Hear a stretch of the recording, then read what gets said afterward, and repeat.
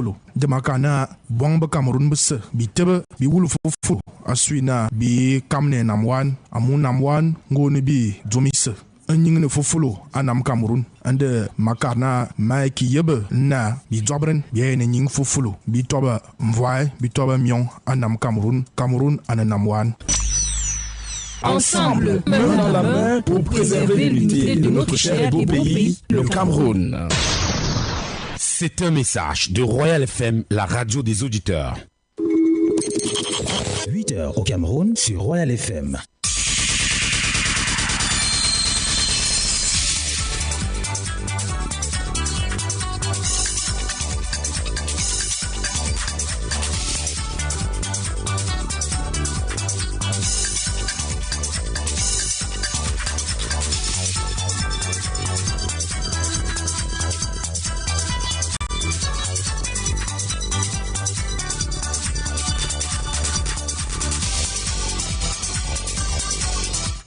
Mesdames et messieurs, bonjour et bienvenue au journal bilingue de 8h sur Royal FM. Good morning, FRINUE, CRISPIN. Good morning, MODESTE, BONTE, NKOUE, dear listeners. Thanks for joining us.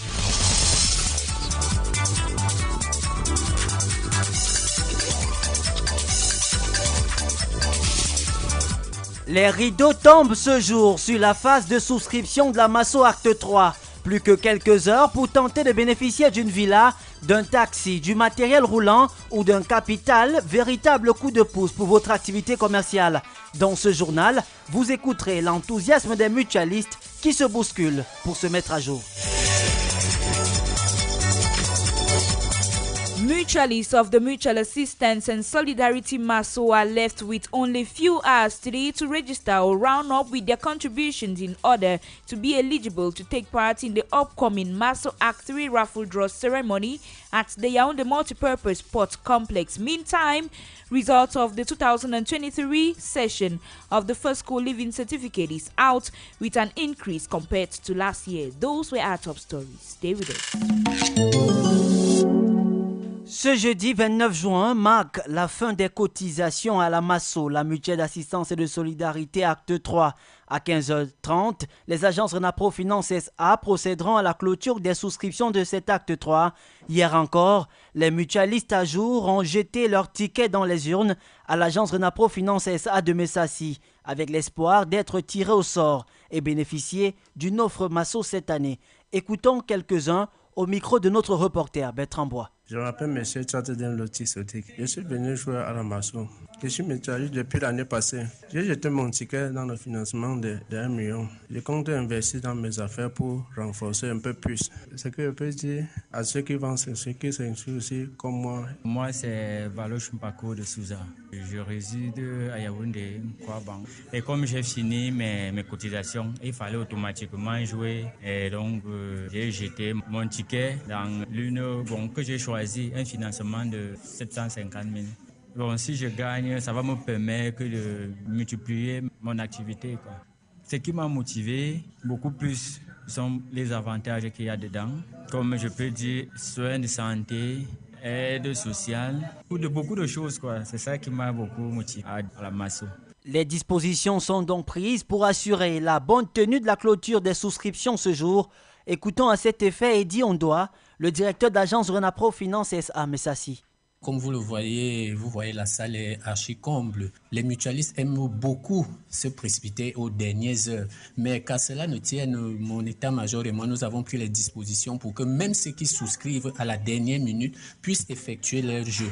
Mais déjà, il faut le rappeler que sur nos près de 600 mutualistes qui ont déjà joué, nous avons un bon pourcentage de jeu parce qu'à l'heure d'aujourd'hui, nous avons plus de 385 mutualistes qui ont déjà effectué leur jeu et nous continuons à les attendre parce que jusqu'au 29, il est possible que vous souscrivez, vous cotisez vos 26 000 et vous jouez à la Masso. Donc, mon équipe et moi, nous sommes fin prêts à ce que nous réussissions ce pari. Notre agence reste ouverte. Tant qu'il y a des mutualistes, nous serons là pour leur servir. Jusque la date butoir étant celle en principe du 29 juin. Alors, mon équipe et moi, nous sommes tous mobilisés à ce que cela soit fait. Si vous nous rejoignez à l'instant, vous écoutez le journal bilingue de 8h sur Royal FM. On parle cette fois de l'activité au Parlement. Deux commissions de la Chambre haute se réunissent ce jour au Palais des Congrès de Yaoundé. À 10h, la Commission des Affaires étrangères procédera à l'adoption du rapport des travaux tenu le 27 juin dernier. Et à 11h, le même rapport sera en débat à la Commission de la production et des échanges. Au terme de ces deux réunions, la séance plénière d'examen et d'adoption des textes débutera à 16h. La chasse aux établissements scolaires clandestins se poursuit. 59 écoles dans le département du Vouri, région du littoral, ont été fermées. Les promoteurs de ces établissements privés sont sommés par la délégation régionale des enseignements secondaires de se conformer jusqu'au 30 juin prochain. Pourquoi ce phénomène persiste malgré les mesures du gouvernement?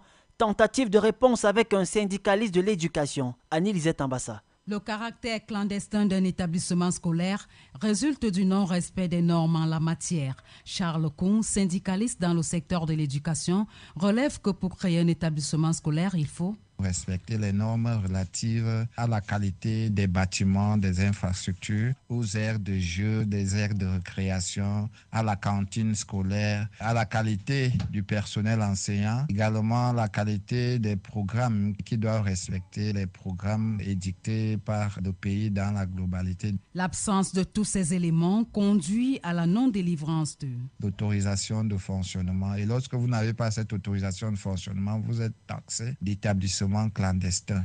La corruption serait la principale justification de la persistance de cette pratique qui s'enracine. Charles Kuhn. Vous avez des responsables à la sous-direction de l'enseignement privé dans chaque ministère qui voudraient cette liste-là chaque année. Et une fois que le fondateur est passé à la caisse, on laisse fonctionner cet établissement-là sous le prisme de la tolérance administrative. Il y a également le fait que l'éducation a été envahie par des mercantilistes et non par des humanitaires qui sont véritablement au service de la formation de la jeunesse. Le problème est systémique et pour le syndicaliste, la solution l'est aussi. Tant qu'il y aura le phénomène de corruption, de parrainage, d'interventionnisme, de népotisme et autres, on peut faire des propositions, mais ces propositions seront implémentées par qui? Puisque c'est tout un système qui est élaboré pour que ça fonctionne comme ça. À quelques semaines de la rentrée scolaire 2022-2023, près de 500 établissements scolaires privés étaient déjà ciblés sur l'ensemble du territoire national. Et à l'étranger, la nuit a été longue pour les habitants des grandes villes françaises. Les scènes de violence se sont multipliées à Toulouse, à Lyon et dans le nord de la France. Écoles, commissariats et mairies ont été vandalisés. Les manifestants s'insurgent contre la mort de Naël, un adolescent tué par un policier dans la ville de Nanterre. 150 personnes ont été interpellées par la police selon le ministre de l'Intérieur et le président français Emmanuel Macron a convoqué une cellule interministérielle de crise. Jeudi à 8h.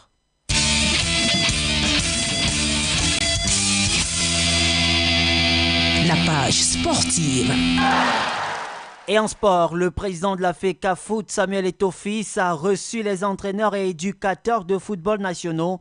Au cours de cette concertation, les entraîneurs ont évoqué la non-délivrance des diplômes depuis près de 8 ans et l'épineux problème de revalorisation des salaires d'encadreurs en Elite 1 et tout.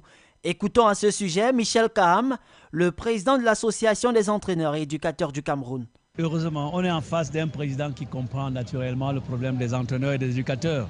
Je pense que vraiment ils sont tous ravis et c'était bien que dans cette spontanéité, qu'il veuille écouter de lui-même de vive voix et échanger avec ces acteurs de football que sont les entraîneurs et les éducateurs. Je pense que ça a été très convivial. Il a pris les doléances, il les a notées, a donné des assurances. Je pense que pour moi, vraiment, je suis entièrement satisfait de ce discours, de cette disponibilité du président qui a... Depuis qu'il est là, vous voyez qu'il y a des entraîneurs là qui ont touché de l'argent. Hein. Vous limogez un entraîneur, il vous fait payer tout de suite, il bloque sur votre argent. Quelle assurance que les entraîneurs peuvent avoir aujourd'hui de signer des bons contrats, d'avoir des doubles, sachant qu'il y a quelqu'un à la tête de la fédération qui va les protéger. Donc aujourd'hui, et dans beaucoup d'autres choses, les assurances, il est à l'écoute des entraîneurs et des éducateurs. Ça, c'était important qu'il le dise de sa propre bouche.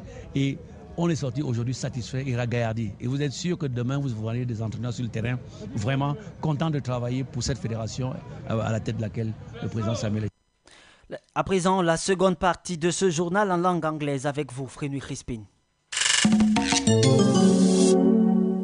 It's past the hour of 8 a.m. Dear listeners, thanks for joining us.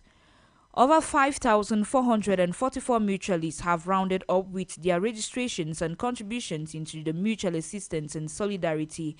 Meantime, other mutualists are left with just today to get an opportunity to be eligible to take part in the upcoming July 9 Maso Actuary raffle draw ceremony to hold at the Yaoundé Multipurpose Sports Complex.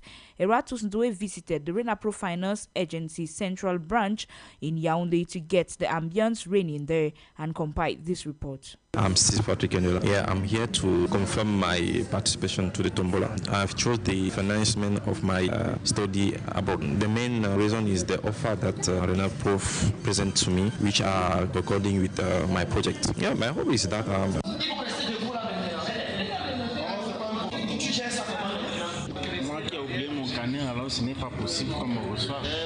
with less than few hours for the Renapro Finance SA books to be closed for this year's Maso Act 3, the effervescence at the central agency here in Yaoundé has reached central crescendo as the mutualists are packed full, ready to place their offers in one of the ballot balls. Sohel Nimbo is one of the branch accountants of the agency. The number of people who are really up to date with their limit of contributions, we are having an estimated figure of 970 mutual attendants who have already completed their contributions for the third year of the mutual project. When we faithfully explain to them how it goes, they are willing now to give. It's as though they weren't aware of it. Enthusiastic as never, some mutualists have already rounded up with their contributions and registrations against July 9, but when asked if their target has been attained for this year, he adds that one cannot really say so with much of certainty, seeing to the fact that we have some mutualists who still give their contributions out of our agency, maybe in Fogby or Eligua, maybe at the Royal FM radio station. And it makes us now here to have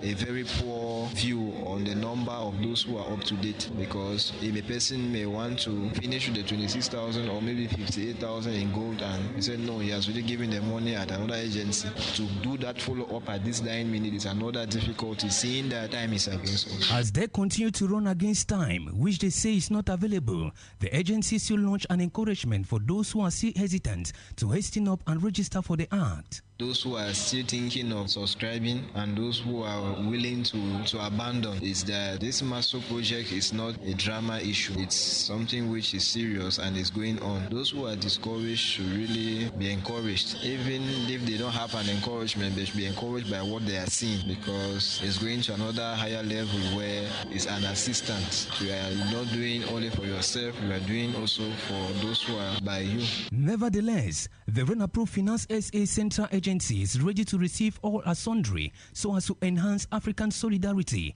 during the D-Day at the Multipurpose Sport Complex in Yaoundé.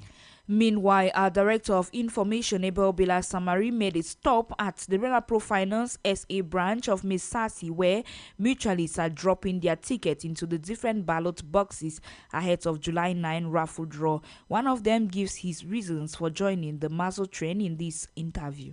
I'm Steve Patrick Eniola. Yeah, I'm here to confirm my participation to the Tombola. I've chosen the financing of my study abroad. The main reason is the offer that Renapro present to me, which are according with my project. Yeah, my hope is that I've chosen the project, and I hope that maybe at the 9th I will be selected for my project. And in education, results of the 2023 session of the first school leaving certificate examination have witnessed an increase in performance of by 0.63% compared to last year. A release issued by the Central Regional Delegate of Basic Education, Jean-Blaise Sanga, indicates that a total of 26,294 who effectively sat for the examination passed, scoring 99.56% as against 98.3% last year. The successful candidates includes more than 2,000 boys and 13,918 girls. Following these results, we caught up with a pedagogue, John Neba, who in the following excerpt appreciates the results. Well, the results of the 2023 session of school living certificates were released yesterday, to my greatest satisfaction, because first of all, the calendar for the release of results was respected and the work was well done. I want to say congratulations to the children, because out of 26,494 candidates who sat for the exam, we have 26,379 who passed, scoring 99.56%, up from 98.93% of last year, with only 115 candidates failing in the whole of Central Region. I think it was a wonderful job, and I want to say congratulations to the children, to the parents, to teachers, to head teachers, to all the basic education stakeholders in the Central Region. I also want to make parents understand that the children actually failed the first school living certificate because they have that impression that it is difficult, that they don't fail. Let me repeat here that 115 candidates did not make it. So congratulations to all those who passed. And still in education, we are in the heart of holidays and parents are resting from school-related activities. But while resting, some are already checking into different schools to register their children and also to know if the schools are registered are recognized by the state with good results and, of course, exams, so as to enroll their children in the best school during the 2023-2024 academic year. Our student journalist Awa Asiri Darin and Ebanda Leon went to gather the reaction of some parents and compiled their views in this vox pop. I just look at school. In this school, I'm running freedom of year. How about their result, common entrance, first school, and RGCE? If there is somebody to blame first, it will be the government. Because I know that in a country, anything that is going on, it cannot go on without the knowledge of the government. And if the government know that this thing, there's a structure here that we not recognize it, the government have to make sure that that structure is being shut down. So we should not wait to the extent that the parents will go and get registered their children, then they say they want to close the school. No, it's not a good one. Now is the time that parents are really suffering because they have to look for admission for children. They have to do one or two things. My children will not change their school. They'll still maintain their school because the school is also doing well. The school is registered under GOV. So I've already gone there to see what I can do. Although they are all members, I still have to go and register so that I'll be prepared to take their book list, see how I can do to check about them. I'm already looking around for schools, better schools that have good conduct, that teachers take very good care of children, so that I don't send my child where he or she will go and be molested. You get well taken care of. A school that is registered under the government, so that today or tomorrow I don't hear that they have closed the school and I get disappointed. I need to send my child to another school. Away from education onto religion, Cameroonians in the country today resume work after observing a public holiday this Wednesday to celebrate the Feast of Tabaski. The event witnessed early morning prayers in mosques across the country, met with calls for the practice of living together, peace and respect for republican institutions, while fasting took place in the different feasting home. But what is the significance of this feast? Dr. Amadou Tijani is an imam. The Feast of Tabaski is a great day that Allah has legislated for the Muslims for them to celebrate. Like you know, in Islam we just have two feasts, the Feast of Ramadan and the Feast of Adha or Feast of Tabaski that they usually call it. It's a day that Allah has legislated for those people that go for Hajj. That is this day, especially after they finish all the rite of Hajj. The number 9 day they climb Arafah. So the number 10 day is the day that they are going to slaughter their animal. It's the sunnah of our forefather Ibrahim alayhi salatu wasalam and our Prophet Muhammad sallallahu alaihi wasallam. So the day itself is having two main ibadah. That is first of all praying the Eid prayer, that is Muslims go out massively with the women and the children, everybody except those that are menstruating, that when they will go out but they will not reach the prayer ground, they will just limit themselves before the prayer ground, but they will be making takbirat, talilat, a lot of remembrance of Allah and immediately after the prayer they will listen to the khutbah, that is the sermon, and after that they are going to sacrifice their animals. So it's a great day that is also known as the Great Feast. But after UMS of Loom's manager filed a complaint against Fecafoot boss Samuel Eto'o at the Federation Ethics Committee, demanding that the suspended be suspended for 6 years from any football-related activities due to his contract of becoming brand ambassador for a betting platform. We caught up with some sport experts who spoke to Eratus Ndoe in the following Vox Pop. The Secretary General of UMS Loom was suspended by Fecafoot. UMS of Loom, through its Secretary General, had addressed a letter to Fecafoot saying that they are leaving the league because Fecafoot didn't respect his promises of giving subvention to the club. Let us not equally forget that at the end of the league, when the points were deducted from UMS of Loom, and this deduction meant that UMS of Loom was no more qualifying for the playoffs, and I think this really sparked animosity and a degree of mistrust between the club and the president of a federation. He is one of the most credible personalities in the country, in the world of football we can talk of. So I think that's one of the reasons why the deal came to him. So I think it's literally a revenge from the part of UMS. It's like same thing like what PWG of Baminda and Union of Douala are doing. They have signed partnership deals with One Is Bet, and so it doesn't necessarily mean that they are going to be betting. They are just marketing the brand, and I think it's the same thing Samuel Eto'o is going to be doing. Many media houses and many public figures who have come up to say, why should it actually be that the president is signing such an agreement? We expected that after Samuel Eto'o took club presidents to Qatar for the World Cup, they will be the ones making such strides. We saw what happened to Edinspo and also to Canon alongside PWG. They had some contracts which they signed for the safety of the football for Cameroon and also for him to have a good name. I think he should just quit the relationship he has with one expert.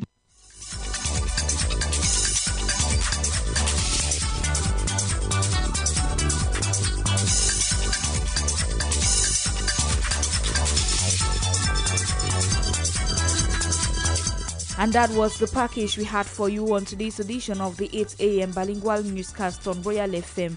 Ulrich Kemoy was our sound engineer, and our studios clerk Jean-Marie Otu was there for video editing, script editing, Modeste NKOUE, and Eratus Ndoe, news editing, Germenta, and Bertrand Owona, editorial coaching, Eber Bela Samari, coordination, Jean Patientala, general supervision, Reverend Pastor Bisa Emmanuel Noel. For presentation, we have been Modeste NKOUE and FRINUE CRISPIN, thanking you, dear listeners, for being with us in today's edition. Have a nice day, BONTE. Merci CRISPIN, FRINUE, et également un bon jeudi. Francis Libéral, bonjour. Bonjour et bonjour à tous. Vous prenez les commandes des combats royaux jusqu'à 12h. Ouais, c'est le grand charter sur la radio. Nous sommes jeudi, 4e sortie de la semaine. Restez connectés, à tout de suite.